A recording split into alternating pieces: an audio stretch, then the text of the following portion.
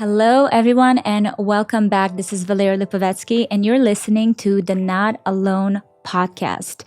In today's episode, I have a really special guest, one of my best friends, Aleks Malkin. Now, I'm gonna tell you, I'm basically bringing you into the room and the conversations that we usually have. Aleks is one of those people that create such beautiful space to have any kind of conversation. We just truly, whenever we see each other, we kind of look into each other's eyes, being like, how are you really? And we just go in. And that's in general the people that I like to surround myself with. Aleks and I got really close since we moved to Miami. Our kids are best friends, and I really, really cherish her and her friendship. And that's exactly why I wanted to sit down with her and have this really open and vulnerable conversation about friendships, about, building self-awareness and learning how to give yourself grace and evolve. We spoke about past and present lives and a lot of the what-ifs and untaking paths in life. We dive into the kind of conversations that after it, you go home and you just feel so fulfilled and heard and appreciated and loved. And I thought it would be a beautiful conversation to share with you. So before we get into the conversation, don't forget to leave a comment and rate the podcast on Spotify. And don't forget to like and subscribe if you're watching on YouTube. Thank you so much for your support. And now let's get comfortable and dive in. I remember when you started doing the lives in COVID, and I remember watching you, and that felt really super just... Yeah. Like just sitting down and... It was so much easier because I just didn't know what I was doing. And I think I was much smaller audience size. Mm-hmm. So I was like, I have nothing to lose. Everyone's stuck in the house anyways. Where now it's like, it's kind of a mind game because the more you grow, the more exposure I get, the more kind of, shifts that are happening in my career. It's like blocking me creatively. Mm-hmm. It's like less freedom. Have you heard the story of the archer there's Anthony DeMello. Okay. Tells a story. It's a Chinese philosopher, and it's basically the archer when he aims for the medal versus the actual middle of the archery of the target. When he aims for the medal, he goes blind. So I think that's what happens when we focus so much on the goal. And you're also like, podcasts are everywhere now. Everyone has a podcast. Oh my God, everyone has a podcast. Everybody has a podcast, which is great. Everybody has something to say and they have a platform, but it's like so much to compare it to. It's a lot. It's very much of a mind game, but I'm trying to like get myself out of it. And something really interesting happened to me this weekend. Tell me. I had a full weekend of sitting and contemplating the choices I've made in my life, not in like a negative way, but more of, have you ever watched a movie with Gwyneth Paltrow, Sliding Doors? No, but the essence, right? Of just like, well, if I've chosen this, what would have been the outcome? The whole weekend, I can't even explain what started that. I was just sitting and thinking, what if I didn't do that and do that? And I actually shared it with Gary, and he was like, oh, I feel like kind of hurts me because I feel like maybe you feel like you didn't make the right choice. I said, no, I'm talking about choices I made before you, with you, through you, doesn't matter, like the whole thing. And again, it wasn't coming from a place of if I made any wrong choices, but more like just a what if, just a wonder, But I haven't seen the movie, so I don't know what the end is or what the actual premise. I know that it's choosing and then what it turns out into. Yeah. But doesn't she end up on the same isn't it the same ending? No. Oh, it's a different ending. I mean, It's a Hollywood movie. Yeah. We have to finish it on a high note, and she meets the love of her life and whatever. Yeah. But it happens simultaneously. It's such a brilliant movie. I really want them to make a few other ones like that, because I think that I always wonder, is there another me living a different reality? Yeah, there is. Simultaneously. Yes, there is. I'm like, how crazy I am about that, but I really do believe that I think the choices that we make are the choices that we make. I think that it's a beautiful part of being human to contemplate, like, what does it mean? And what could I have done differently, and reflect on it? But I think there's really a reason for everything that we've done, everything that we've chosen. No, absolutely. But it wasn't me asking myself, was it the right choice or how I could have done it differently? It was just, I could have taken option A. So question, Yeah. when you were reflecting and going back on that, what's one part of your life, and maybe like a sector of your life, that you think you could have done something differently? Or maybe when you reflected, you were like, this is... I didn't reflect it in that way. That's the weird thing. That's why I'm trying to explain it, because it is the first time I've experienced that. Because usually I feel like our nature is pushing us, when we do look back and think about our experiences or choices we made, it has this, oh, I wish I've chosen this one. But I didn't have that feeling. I was just wondering who would be the woman, like who would be Valeria if she chose all these other options. And who would be the woman if she chose those options? Like, what was a version that came up? I feel like she would be really defeated. Defeated? Why? Because I'm thinking, if I didn't move to Canada to join my mom, I would have continued doing life on my own and kind of, being the adult in my own life. And obviously I didn't have the experiences. So I'm sure that I would have continued making not necessarily the best choices, more like uninformed choices, right? And if I didn't meet Gary, then I, again, would have gone through that period of my life, the defining period of my life, like early 20s, without somebody that their like goal was to provide an environment for me to blossom. So again, I would have kind of muscled my way through my own identity. And it's, it's harder. So when I actually think back, I think about, I would have chosen to do a lot of things on my own. That's and again, nothing negative or positive. It's just, I would have just said, okay, I'll do it myself. I won't move to be with my mom. I'll just figure it out myself. I won't marry this man that makes me feel this certain way. I'll just figure it out by myself. So you had a pattern of hyper-independence, obviously, your childhood and adolescence. Where do you see that same hyper-independence play out, even with the choices that you've made in your marriage, in your life now? All the time. So it's the same thing. You still have that. Yeah. 100%. But I'm so happy that hyper independence didn't lead me into making choices about like big things in my life. Do you know what I mean? So I think a lot of the times we don't give ourselves enough credit for the choices that we do make, that they're very subconscious, they're unconscious, but they're brilliant. Like, we choose partners, like in your case, Gary, that you could soften a little bit with, where you could allow him to take control while still kind of, I guess, watching the patterns of your hyper-independence in that marriage. Like, you could see it a little bit more, but we're very smart in the way that we choose our partners. We're very smart in the way we choose certain choices, even the things that we think are self-sabotaging. I think that that's just ways for us to uncover. No, absolutely. Yeah. I'm so proud of myself. Yeah. Did you ever go through a period of you just looking back at choices, being like, oh, it could have been different? Like every night. Every night I like, no. But like, I think, you know what?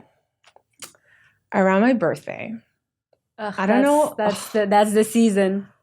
I don't know what it is. I get so melancholy. I don't know if it's the Pisces in me, but I get so like inward, and just like, I want to see everything. I want to feel everything deeply. I want to, I get to see the patterns. What have I changed? What do I want to become more aware of? Like every year. And I become so sad. Like, I don't know, not like sad isn't about the choices that I've made, but it just touches me a certain way. I don't know if you feel that. Okay, let's pause and chat real quick about today's sponsor, Lumi.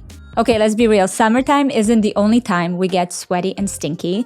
We can get just as sweaty underneath our favorite fall sweaters. And let me give you a little TMI. For this episode, I wore this really nice thin wool sweater, but your girl forgot to use her Lumi, so here we are. I'm very excited to tell you about the Lumi whole body deodorant for pits, privates, and beyond, so you won't make the mistakes I made.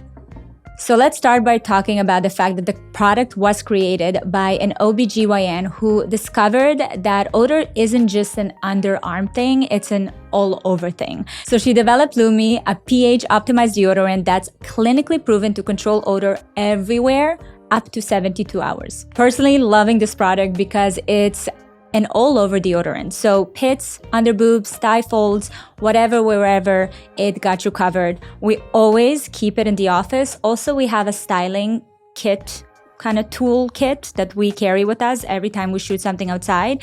You better believe I have a Lumi in there as well. It's also baking soda free and paraben free, which is amazing. And one of my absolute favorite scents is the toasted coconut. It smells really good. The Lumi's starter pack is perfect for new customers. It comes with a solid stick deodorant, a cream tube deodorant, and 2 free products of your choice, like mini body wash and deodorant wipes, and free shipping. As a special offer for listeners, new customers get 15% off all Lumi products with our exclusive code Valeria. And if you combine the 15% off with the already discounted starter pack, that equals over 40% off their starter pack. So use code Valeria for 15% off your first purchase at lumideodorant.com. That's code Valeria at LUMEDEODORANT.com. Definitely. I'm actually very similar. Around my birthday is usually the time where I prefer to be alone and left with my own kind of thoughts and emotions. Every year a few months before my birthday, I come to Gary. I'm like, Gary, just want to let you know that on my birthday, I want to be alone. Yeah. And he always takes it personally. And I'm always like, this is a reminder, we should explore that with him, that he always like, it's like where does it come from? It hurts his, like, the little boy, where he feels, oh, I'm neglected. But on my birthday, I'm like, I'm going to go on a trip by myself. I'm going to do this by myself. Like, when's the last time you did that? On your birthday? Not for work, but like for you. I guess that's tricky because I just take every work opportunity to also be that self-serving alone time opportunity. So I don't think I've done one that's very intentional and me has nothing to do with work in like 6-7 years. What scares you the most? And I know you're very independent, but if you had to like plan out a birthday right now and it's just Valeria with Valeria, what would be the most kind of out of the box, a little bit kind of scary experience that you would want to experience? Probably like somewhere in the woods, like a cabin, just very remote. I always romanticize the idea. I think about it all the time. And for some reason, I don't have enough courage to be like, okay, I'm actually going to do it. By yourself? By myself. Yeah. With a bunch of books. Yes. Like, what's his name? Bill Gates. Yes. I am obsessed with the concept. I talk about it at least once a month. Yeah, I don't think he actually does it. He's a liar. No. He has like AI technology just feeding him all the books in his brain and... Maybe. You just went on a trip where I was so happy because we were supposed to go to Ibiza together. And you went before that, you did Barcelona by yourself. I did it with a friend. So my friend was there. But it was, I don't know. I get very scared and anxious before I go on trips because obviously kids and it's like relinquishing control, which is hard for me to do already.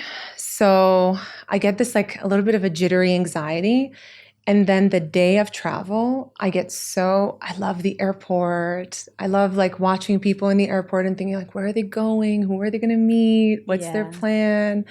And then when you land in a place and you have no schedule, you have really no idea of what you're going to do, I feel like you're so much more open to experience. You know, like I'm so porous when I'm alone in a city. Conversations that you have like with cab drivers or people at the bar, like I think it's just such a beautiful thing. No, it really is. Did you feel that trip was like, did it feed your soul? Yeah.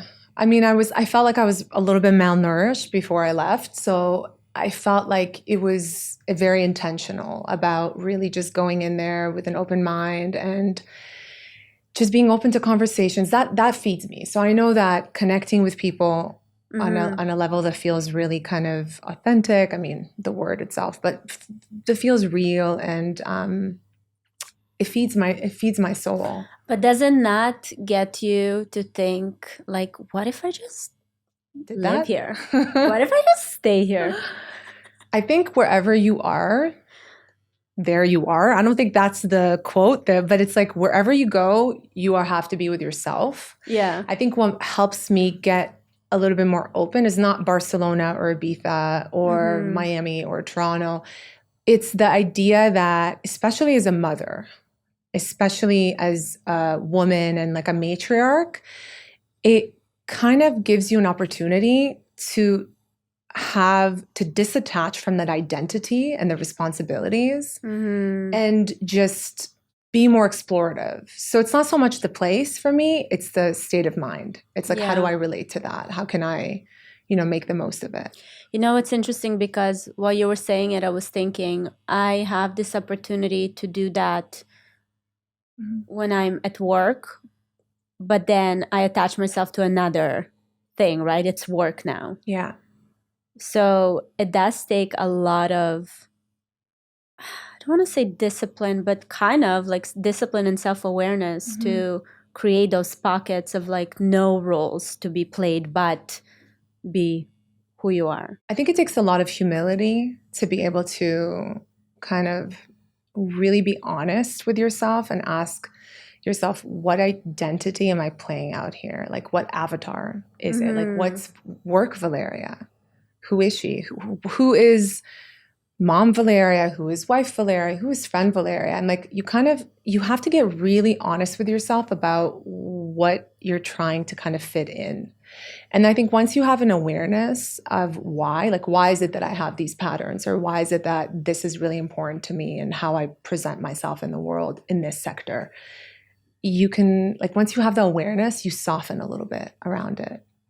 Do you feel like once you had the kids, or I don't know if it was the kids or maybe even getting married, did you lose yourself in those identities? Oh my God. Well, I had kids before I got married. Yeah.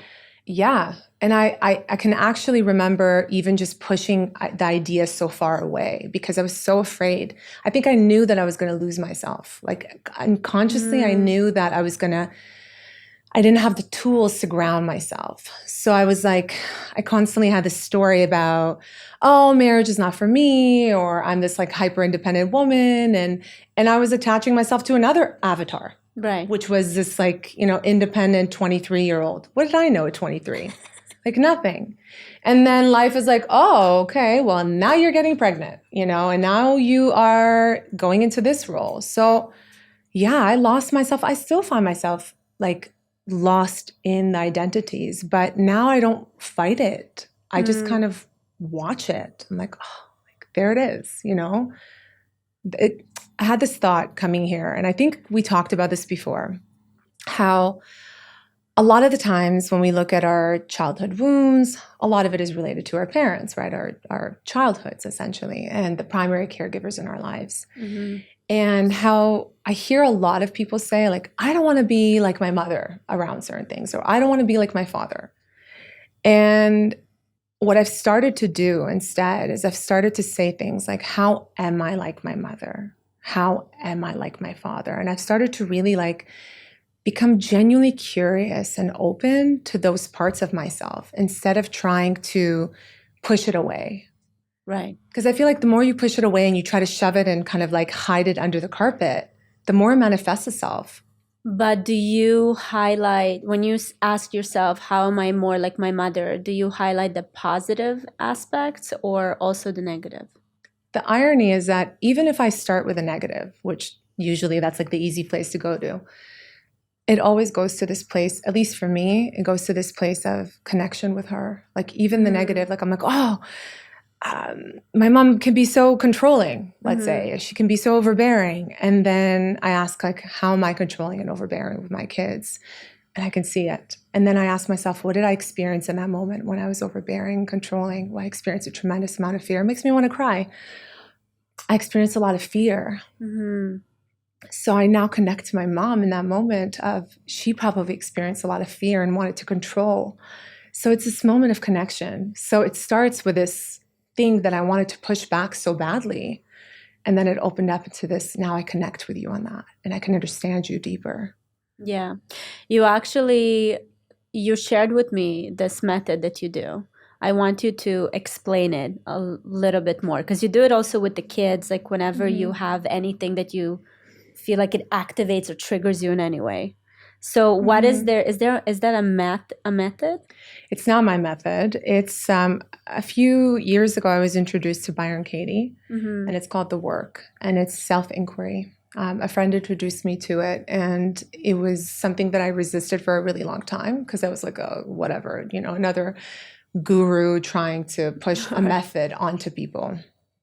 And I started to kind of implement it in my life, and it's a 4-question inquiry. So it's 4 questions. Anything that you have happen in your life, for example, you have a judgment of somebody or a situation that's uncomfortable, you ask yourself 4 questions.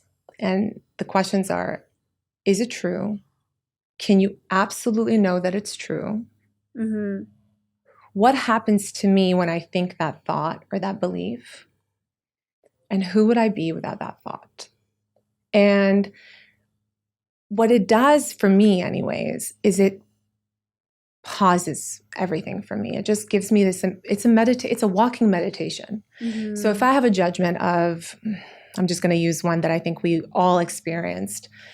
He is manipulative. He is using me. Let's say that's my judgment. Something happens in my life and the thought is he's being manipulative and he is using me. And I ask myself, is it true? And it's a yes or a no. There's no maybe. Is it true? Yes. In that moment, that's how I feel. Can you absolutely know that it's true?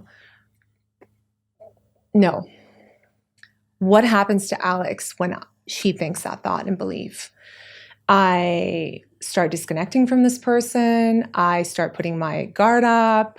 I don't believe anything that he says. I am protective of myself. I'm tense. And then what would happen if that belief is completely eliminated from your brain? And when I do that last question, it's like, I'm just a woman standing in front of a man and I'm curious now. Asking him to love me. Actually, anyways, that's another story. But yeah, it's just, that was Julia Roberts. Yes, such a good movie. I had to. I couldn't hold it in. So good. I love the idea of self-inquiry, and I think that in a way it's what people refer to when they talk about, or at least what I refer to when I talk about like owning things and self-ownership. And, for the longest time, when I started diving into different literature and philosophies and like to try to understand the world and my relationships and all the things, there are so many things that are pointing at the person. You know what I mean? Like automatically we want to point and say, you caused me this, you made me feel this way. But it is this never-ending cycle of blaming and taking no responsibility and strips so much of your own power. And when I got introduced to the concept of just like ownership, it just made my life so much easier. And I still tend to, obviously, there's a lot of moments where I'm like, Gary, it was your fault. You did that, right? But it doesn't take me long to go back to that, self-inquiry. And just ask yourself, how did I participate in that? How did I build this to become what it was, Because that's all we can do. What's your process? So when you are triggered or when something really kind of aggravates you and you're really in that space, Yeah. what is your process? Like, what I closed. Down. I shut down, but I shut down in order to evaluate the situation. And I think it's interesting because with Gary, he still didn't catch up with that. So sometimes he's like, you just stop talking or you just walk away. And I'm like, I'm not walking away. I'm not angry. I'm just like, okay, let me pause and step out and see how I feel and to understand what I'm saying and how I'm feeling about the situation. But that's kind of my only way of operating. I don't know anything else. What about you? Let me ask you a question, because I feel like we kind of connect on this because we're both intellectualizers. We Yeah. like to intellectualize something to the until all of there's it. nothing left. So we're very heady in that way. Like Yeah. we like to really kind of, it's like a puzzle. Like, okay, let's see all parts of it and then like intellectualize it and find a root, Do you allow yourself to get really messy? Like when you're triggered and then just get really like messy in the moment instead of presented in a clean way? No, because I think I've experienced it so much in childhood that I don't want that. It doesn't feel, it's going to sound like a stupid word, but like it doesn't feel productive to me. No, it's not. But it's interesting that you say that because something I've been feeling more of like physically is the need to find a physical outlet for my body. And I started looking into, you don't understand how many things I booked for the next like 3 weeks. I'm going to every somatic, non-somatic, kundalini, like everything that's in Miami, I'll be there.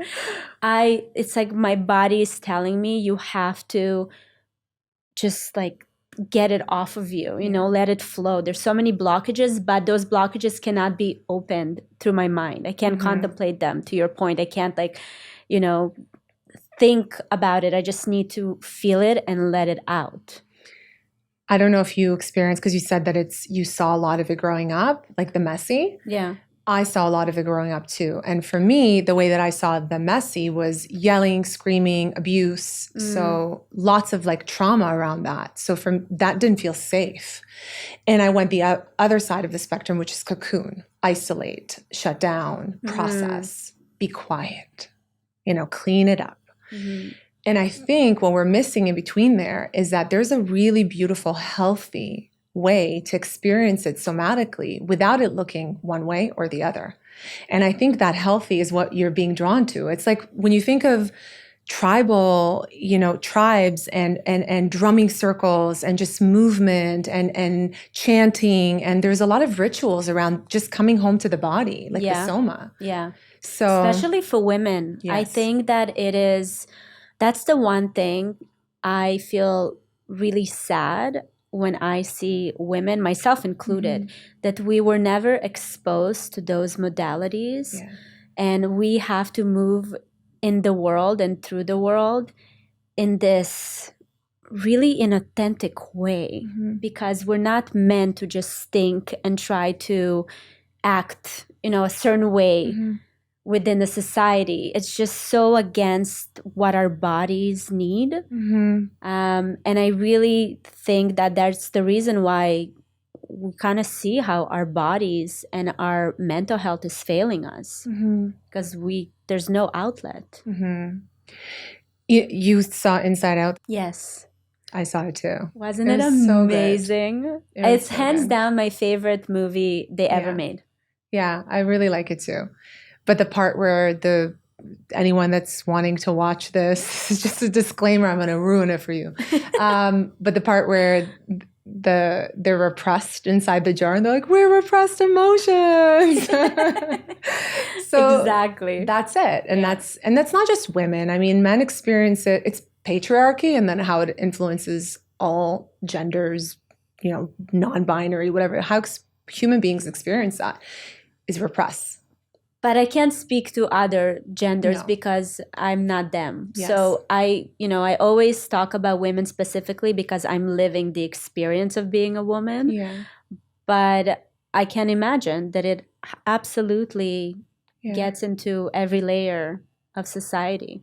But you're a mother of 3 little boys, and I'm, having that, like even for me, having the little girl and the little boy, it provides a huge lens that I never was open to seeing before.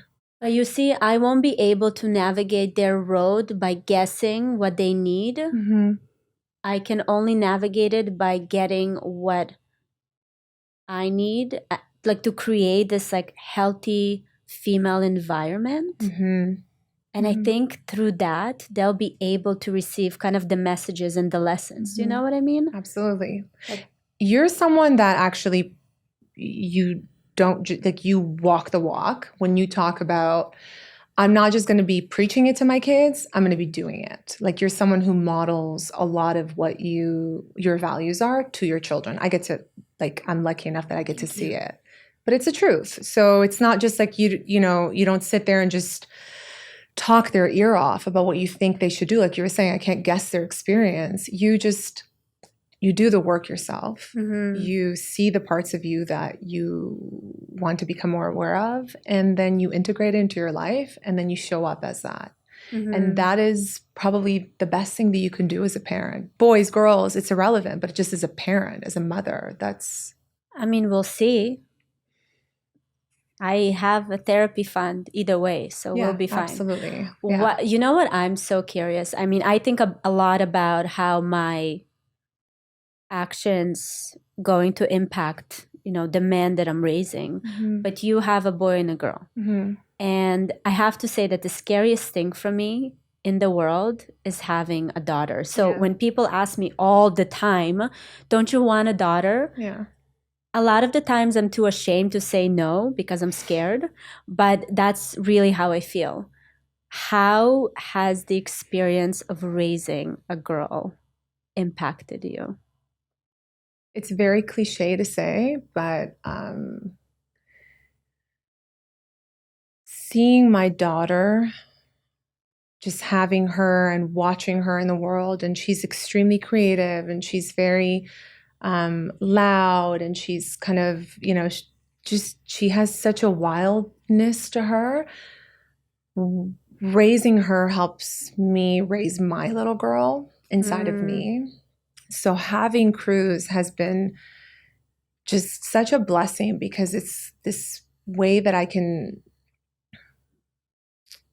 watch all the things that I've needed maybe as a little girl, and also just helps me raise myself in a way. I know it sounds silly to say, but it allows me to be more open, and I was very quiet as a child. Mm-hmm. And that was my way of kind of surviving, just being a peacekeeper. And Cruz is the opposite of that, but such a ride. I love her. She is, yeah. But sometimes I find her behaving in a certain way, like the good girl. Mm-hmm. She wants to make sure everyone's happy. And then as soon as I see that, I can recognize that pattern inside of me.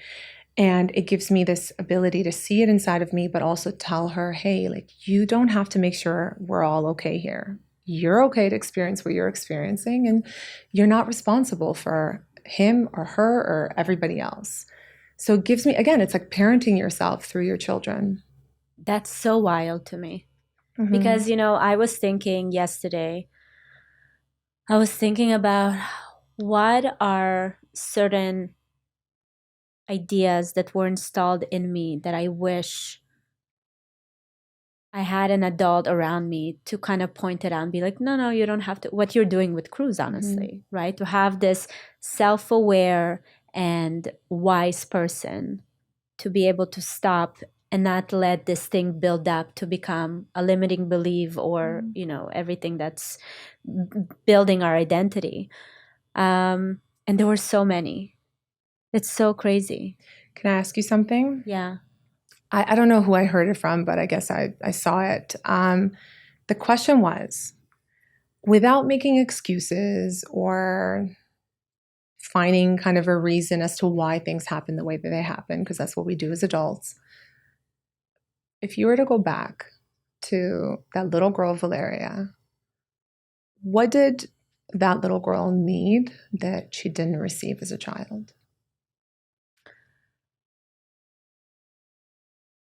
I think the thing she needed was this like unconditional love that doesn't depend on achievements or certain behavior.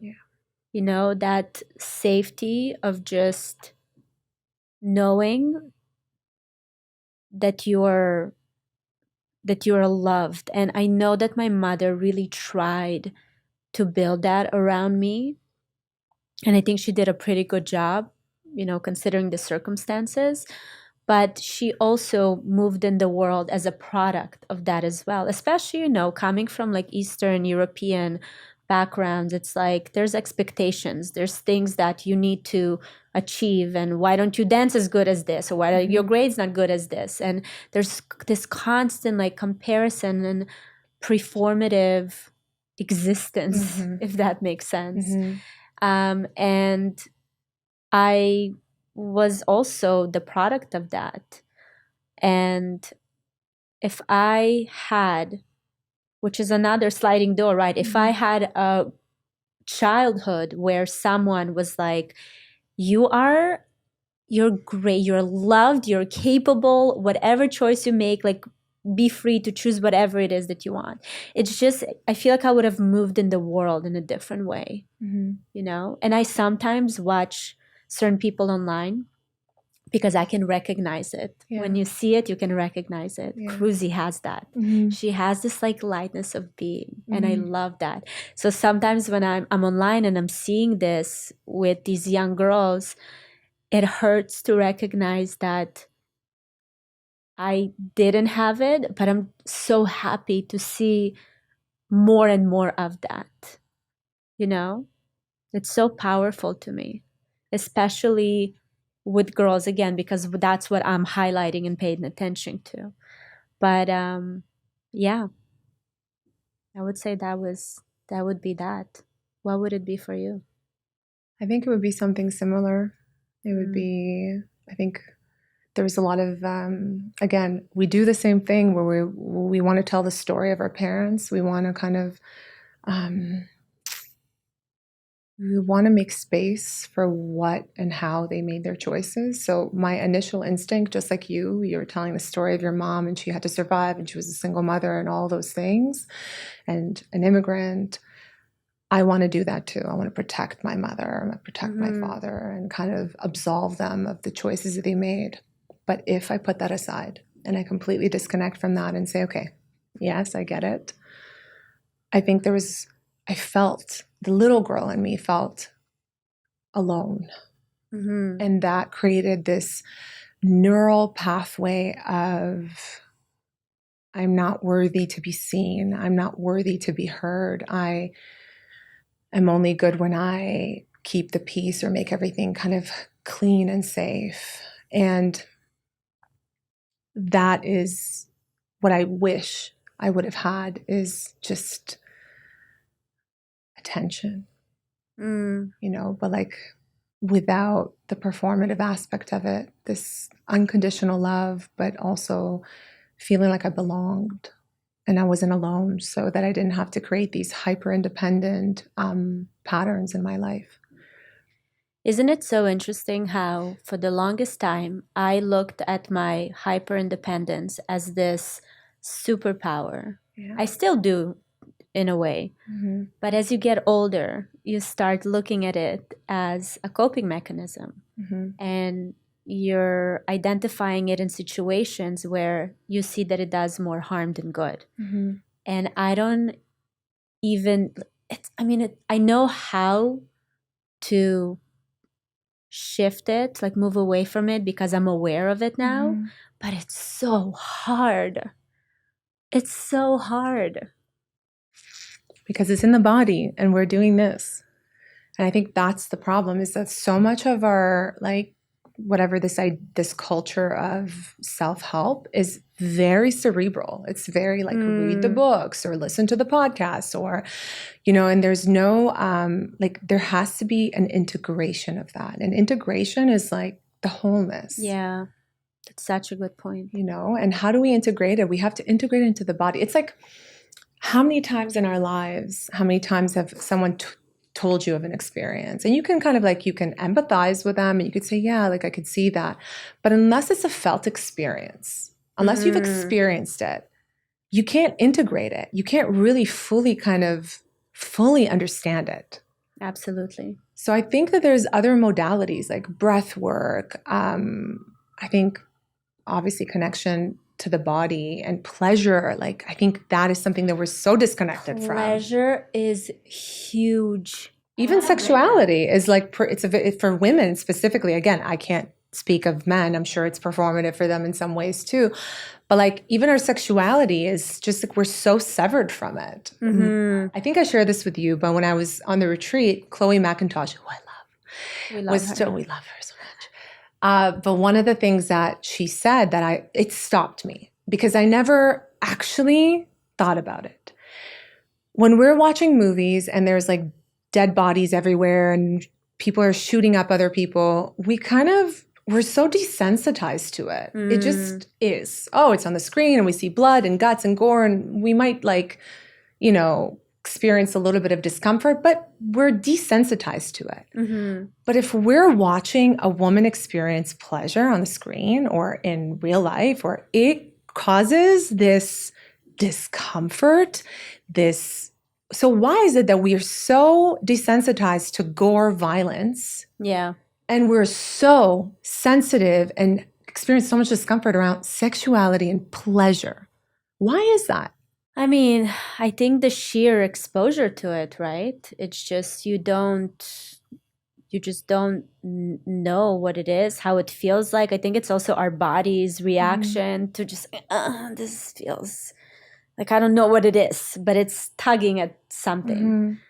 It's really interesting. Have you, growing up, what was the conversation around sexuality? Was there any conversation? No, we used to, I don't know if you experienced this, but like if there was like a sex scene or a kiss or something that was like more than, it would be close your eyes. Yeah. So it was such a weird thing, because my sister is 6 years older than I am. So I was exposed to a lot more than I probably should have been, you know, and also, but it was this shame. I think that's what it is. Pleasure is very synonymous with shame in our culture in some ways. And I think that's what I experience when I talk about the discomfort, and I'm learning to watch it more.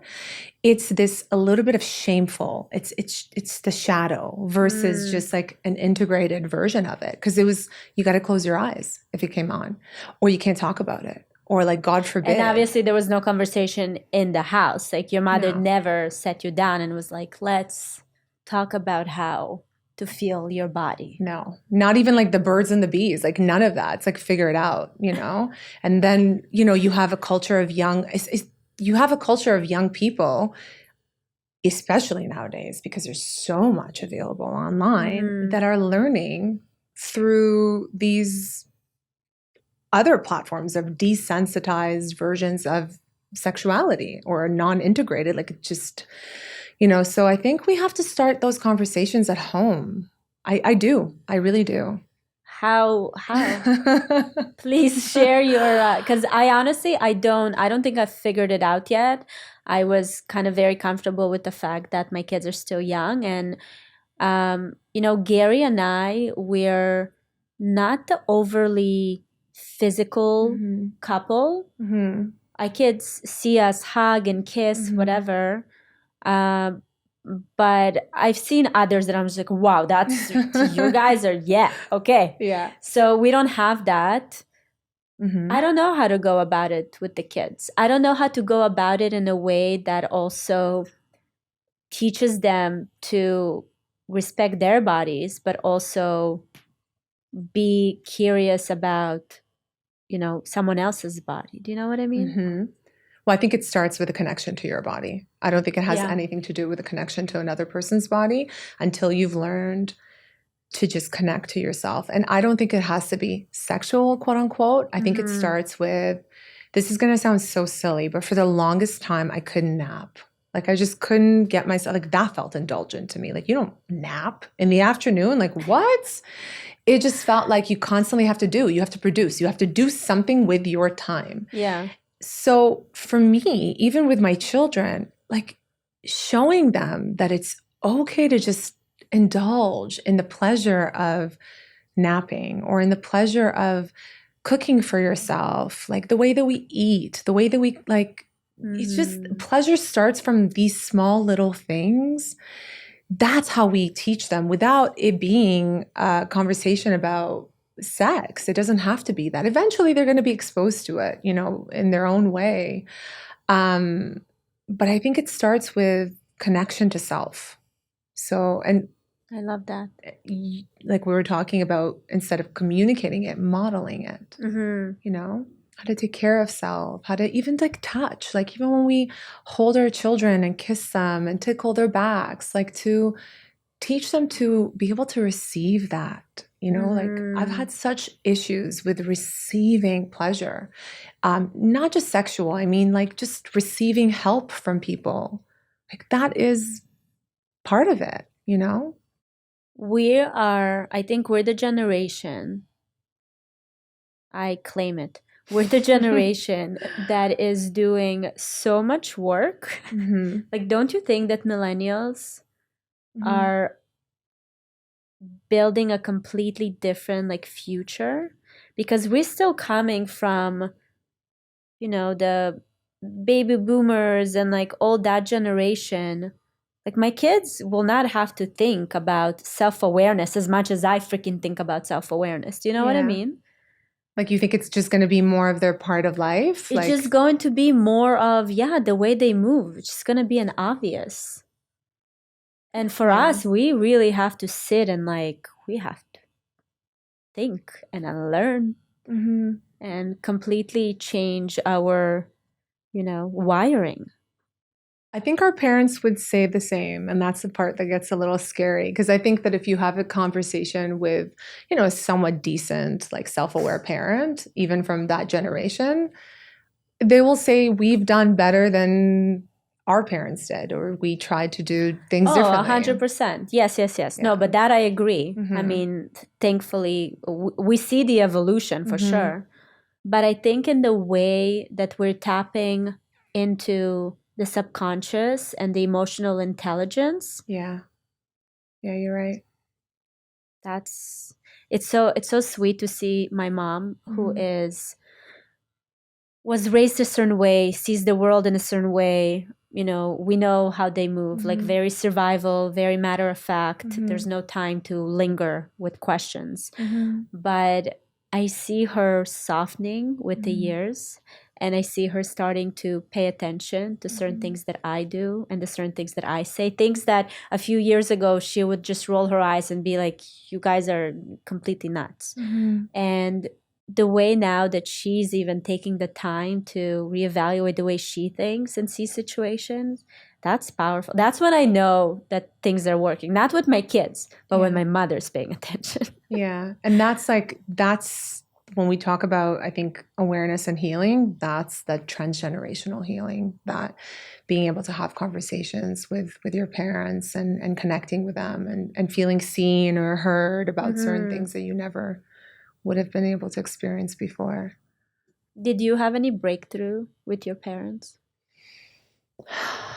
I think so many, like throughout the years. I think with my dad too. My mom, I think we were always very close. And I think with my dad, I've noticed him softening a lot and having these moments where I've learned to really just accept him for who he is, where I could not have said the same thing years ago. I just avoided it.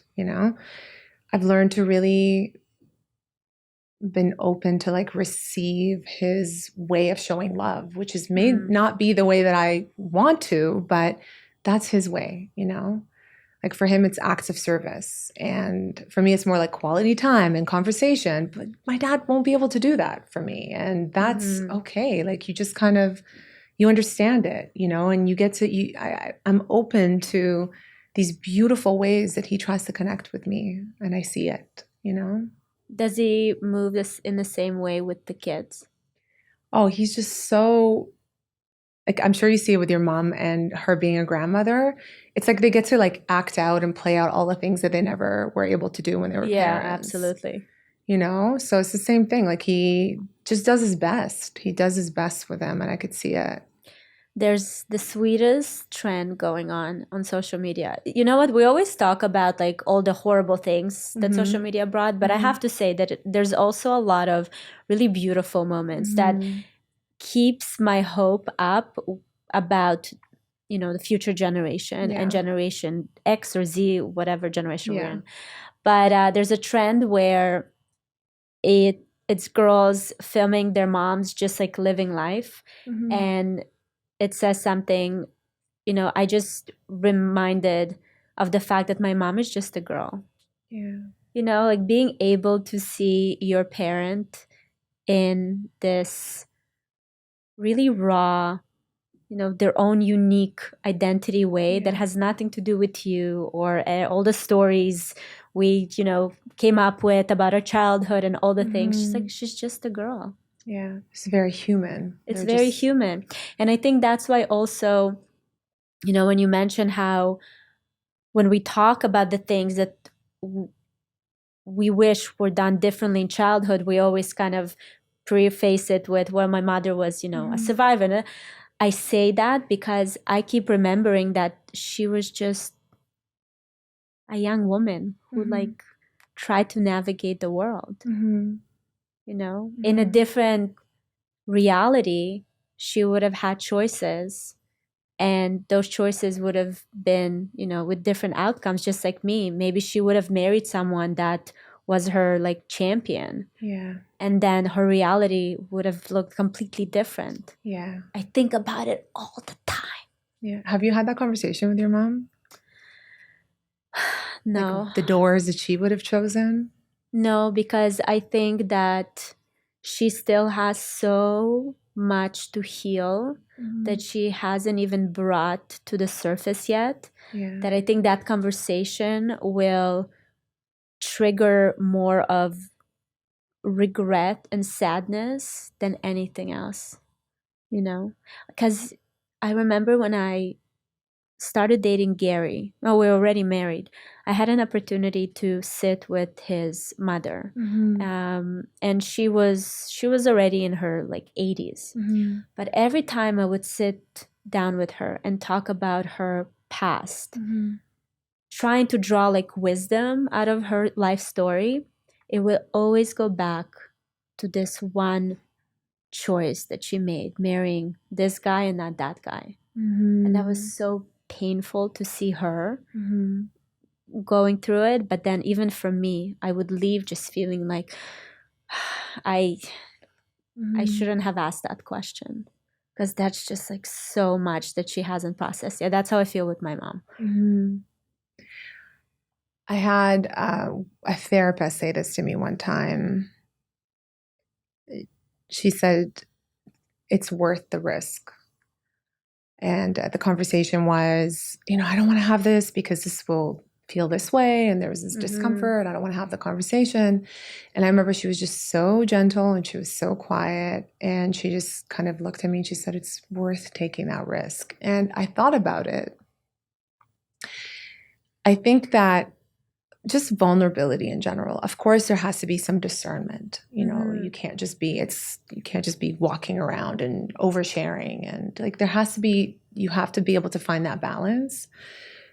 But I think that in those moments where we want to ask a question, or we want to really, if it comes from a place of genuine curiosity, not like, this is what I want to hear, or this is what I want them to experience, but like non-attachment to the outcome. And just if there's genuine curiosity, I think it's worth the risk because you never know what that question may elicit. Maybe not in the moment, but Right. maybe later on. Because I'm sure you've had those moments where someone had asked you something or something happened where initially it's like a block, like, no. And then you go home and you sit and you think about it and you're like, wow, I never thought about it that way. Or I never, Yeah. you know? I think I'm behaving like a mother to my mother, trying to protect her from certain things. But I agree. You never know what kind of process it can start. Yeah, I think when we give the benefit of the doubt, that comes with trust too. Like when you give someone the benefit of the doubt to do the work, even if it looks messy and even if it's not gonna, happen in the way that you think it should. I do that all the time. I'm very controlling in that way. So I watch myself do it. But I don't know, there's just so much beauty that happens when you just kind of let go and watch someone go through their process. So much that I learned from that. You know what amazes me about you? And I know that you sometimes look at it as something you need to work on, is your capacity to hold space for people. Like it feels like you have this limitless amount of compassion and space to give. I don't feel that way. Thank you. But does it get tiring for you? How does it feel? First of all, thank you. It's like, it's a beautiful thing to like receive. So thank you. It gets heavy when my intention is not in the right place. And I get to like watch it because, when you identify with anything, any avatar, any version of it, then if you're not checking in with yourself and asking yourself, like, is this something that I'm doing for me? Is this something like, what's my intention behind it? Is it genuine? Is it like really getting honest with yourself? It gets heavy when it's not coming from the right place, But don't you find yourself sometimes, even if it's coming from the right place, you kind of stop and be like, you know what, it's too much for me. Like I can't, because we're humans. Yeah. And I truly feel like now more than ever, we're indulgent with, is that a word? Yes. I don't know. Indulgent. Two immigrants in their chairs.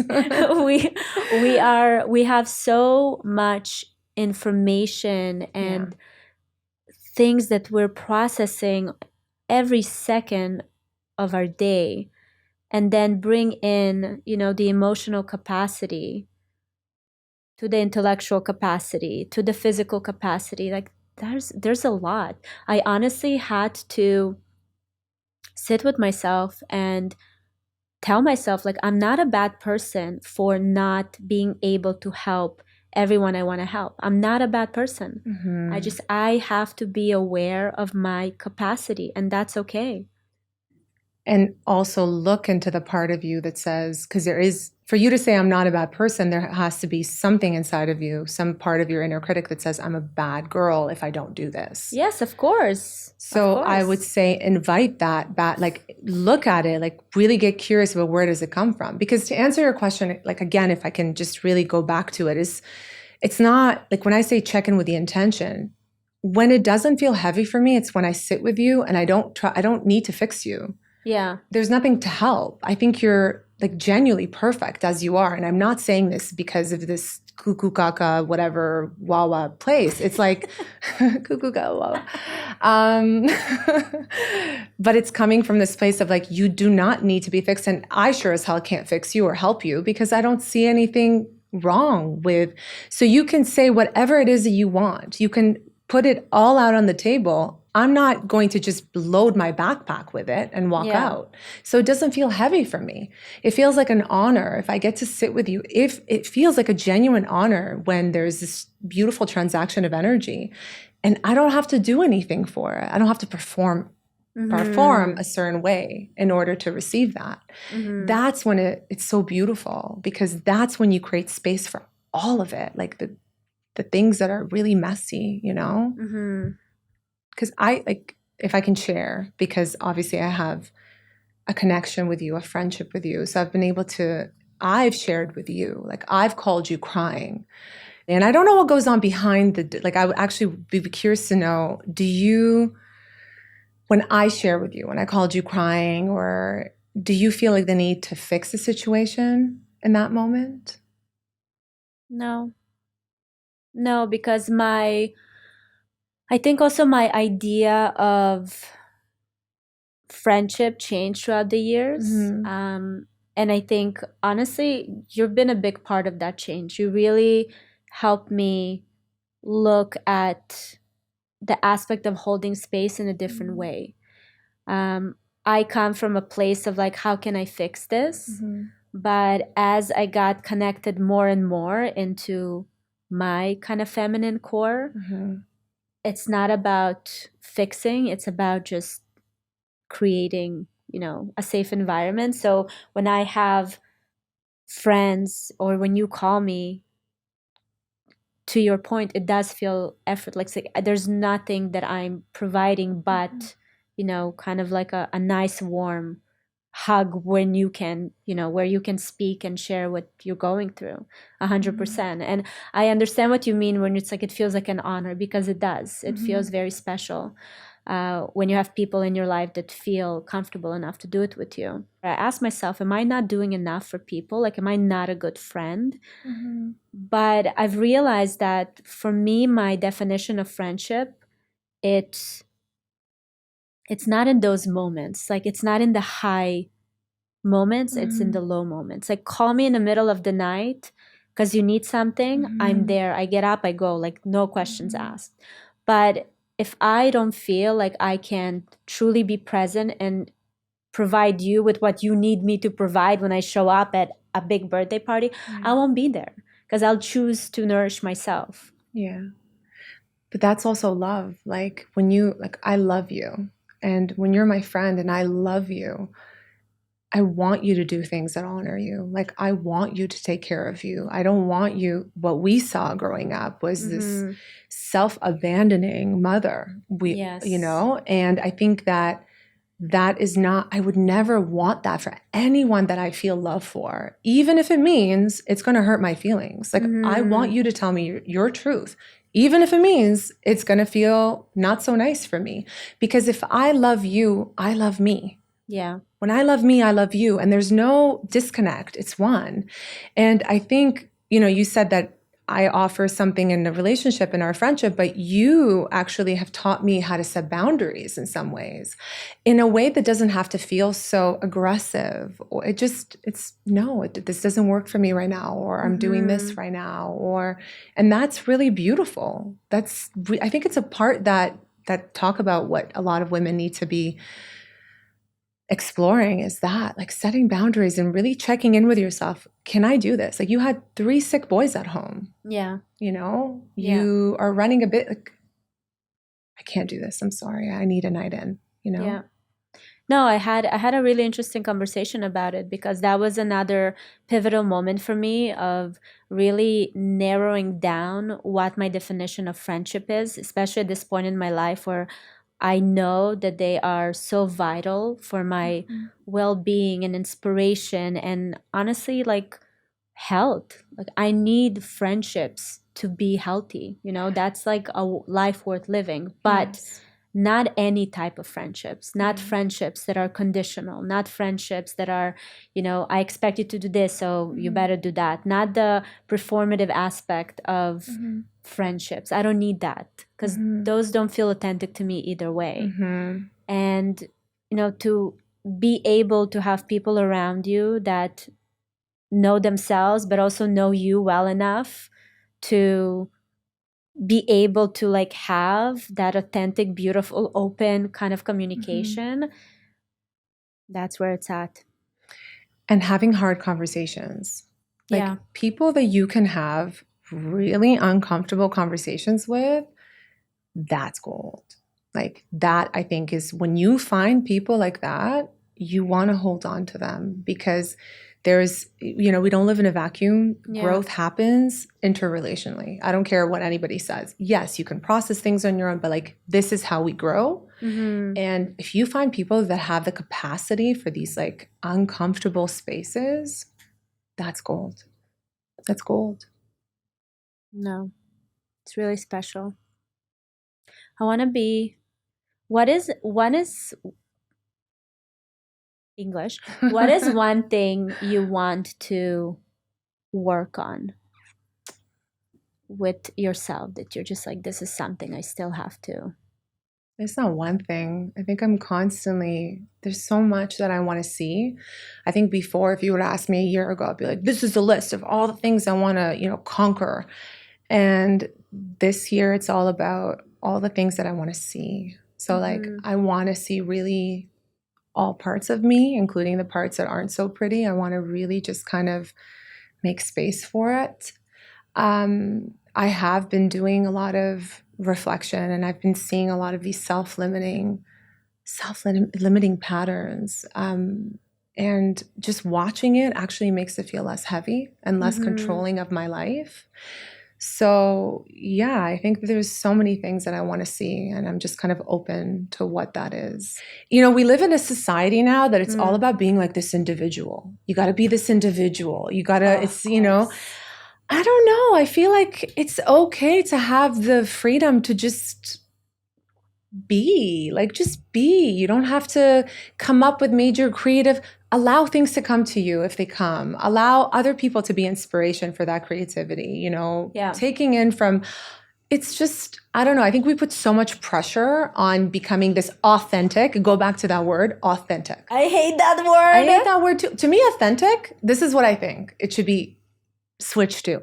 Authentic is whoever you are in this very moment. Even if you're being completely disconnected from self and working from, that's an authentic moment in your life because you're authentically here and present. You're authentically disconnected. You're authentically disconnected and not yourself. But that's authentic to me because you are where you are. You're not trying to reach a certain place, Yeah. And I think social media is like, everything is commodified on it. It's like a mall now. I mean, everything is commodified everywhere. But it's like, yeah. I'm ready to move to to the middle of the woods. 3 acres of land with some animals. Me too. Goats. Yeah, definitely goats. Yes. Oh my God, you guys, Aleks, we were at a party and there were like little goats there, and the way you went to that goat, and it was like, it was a conversation. You guys connected. It was like a little baby goat, but the way she responded to you. Babe, the goat was being strangled by the tree. Like I wasn't like, it wasn't. Maybe because she's like, this is my only way to continue living. But it was just the cutest little like Disney moment ever. It was cute, but it was being strangled for real. Like somebody needs to help the goat. I don't know who it's going to be. I'll be the one. I went with Mary to a comedy show. Yeah. And until the whole place was like full, my heart wouldn't stop beating. I was just like, what if this is it? What if this is all that people are going to show up and then he's going to come out and he'll be like, there's like 80% is not here. He's going to perform to 20%. All this work, So how do you feel when, like, do you feel that way with your children? Like if they're, like when Benny did the drumming thing, were you worried for him? Were you anxious? Oh my God, of course. Yeah. But less because for some reason with them, I'm just like, this is a great like character building moment. Yeah, like the theater moment. Yes. Great character moment. Yeah. But for strangers, it's different. I won't be able to be there afterwards to navigate, to support them, But so I'm just the helper. That's that helper. We're uncovering some stuff. Maybe that's why I don't have any more capacity, because I'm actually giving it unknowingly. You just want to help to every performer in the world. But how do you feel? Like, okay, so on this platform, and I've always been curious about it because I watch you in the world and I watch how many beautiful people come to you and they're like, oh, like I follow you and you inspire me and you handle it with such grace and humility and you're so grounded.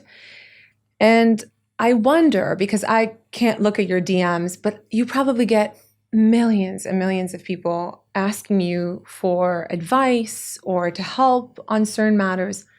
How does that feel for you? Like, what happens when you look through because I know that you're very attentive to your audience. I know that you're connected to them. Yeah. I think that it changed a lot throughout the years because interestingly enough, I feel it feels easier for me to connect to someone via DM than in real life. Maybe because I can put all my intention into, crafting a message rather than connecting physically and body language and like all these other elements. But I choose them wisely. I think before I was trying to be everything for everyone, and now I've realized that, you know what, I would love for you to go and talk to somebody, like a professional about it. I think it would be so helpful. Like if I can actually recommend something, I will.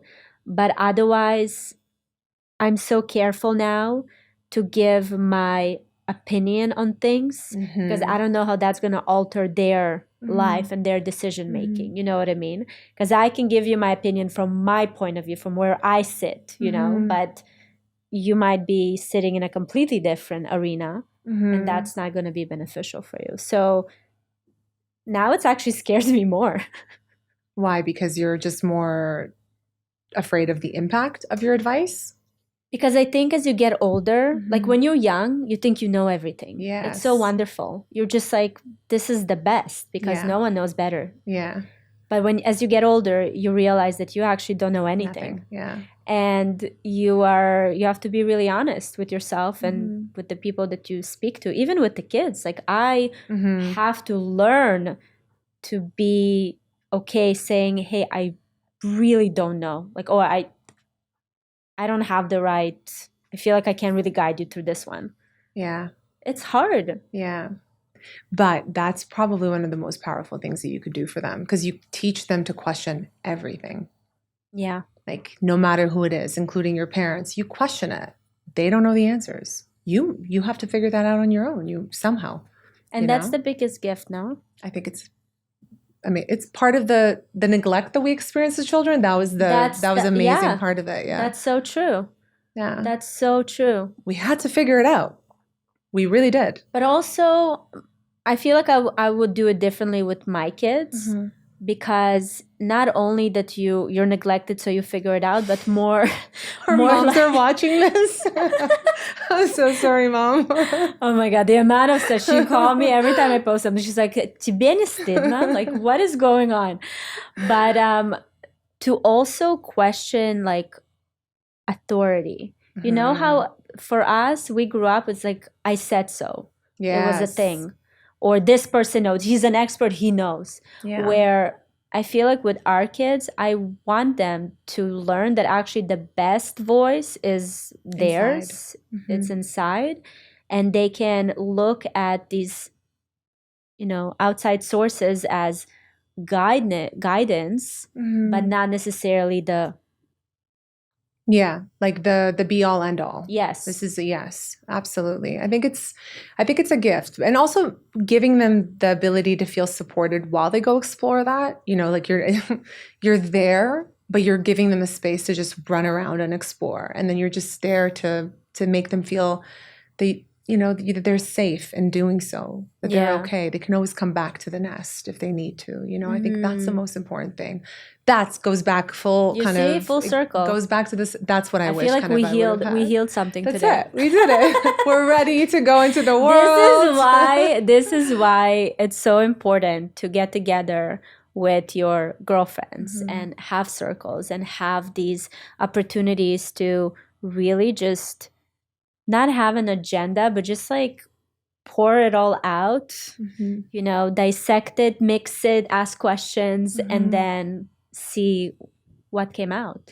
But that goes back to also 360 to what we were talking about, not having it. Like it's so important, of course, to have the ability to like go in and have self-reflection and process things. But there's a lot of it's potent medicine when things can be a little bit more unfiltered and messy, because then you get to see all of it and you it's like emptying a backpack. You get to see all the lint and all the old candies in there and you get to see it all and really have, especially if you have someone that you feel safe with, have the ability to just like process it, sometimes together, sometimes alone, but have that ability to just see the messy too, Yeah.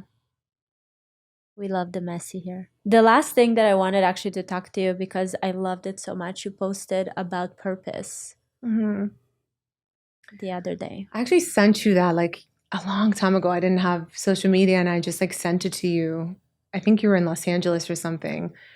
I've always been someone, and I don't know if it comes from being raised by Eastern European immigrants. So we're like, you got to make, you almost feel like all that dedication and sacrifice that they have gone through, it has to be worthwhile. So you better produce, you better be a reasonable human being and be okay in this world because there was so much sacrifice. Mm-hmm. So I think this was always my Achilles heel, is this being of purpose in this world. And I've always been like, what do I do next? And what's my calling? Like I would always be like, what do I need to do in order to get there?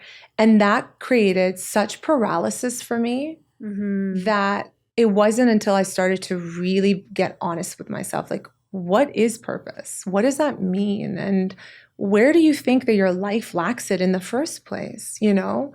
And I started to really I love words and I love the meaning of words. And I started to look at, what does it mean to me? What does purpose really mean to me? And the more I started to sit with it, it's like being present in conversations, having meaningful connections in relationships, having the ability to really have awareness, to enjoy your own company, which is very hard for many people to do. You know, it's just how you show up in the world. It's like in the tiniest of things, you know, like the most impactful people in my life were not these gurus or massive, purposeful, you know, people. It's in the smallest of interactions.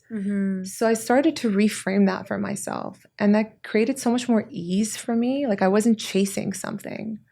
It just made me want to wake up in the morning and just be present and intentional about how I was living, how I am living. I think you're also creating room for everything that needs to come to you. You know, it will come.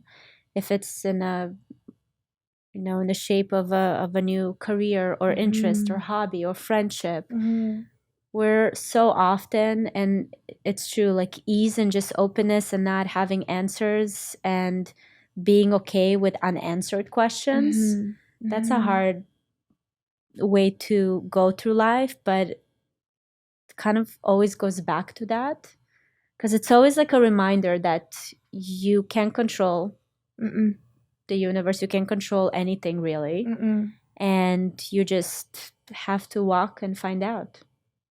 Yeah. And then ask yourself, what can you control? And it's just, how do I show up? Yeah. My relationship with myself. So you go back to those things that you can control, and that's it.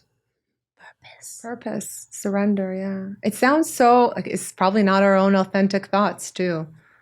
No. It's not authentic because there's kind of like the universal truth. Yeah.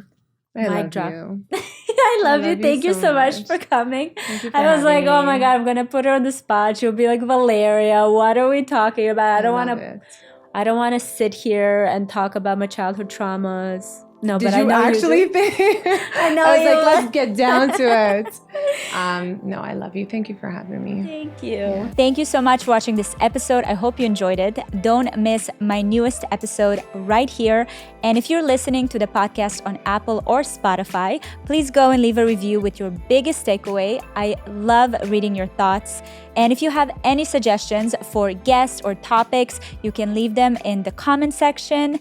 And always remember, you are not alone.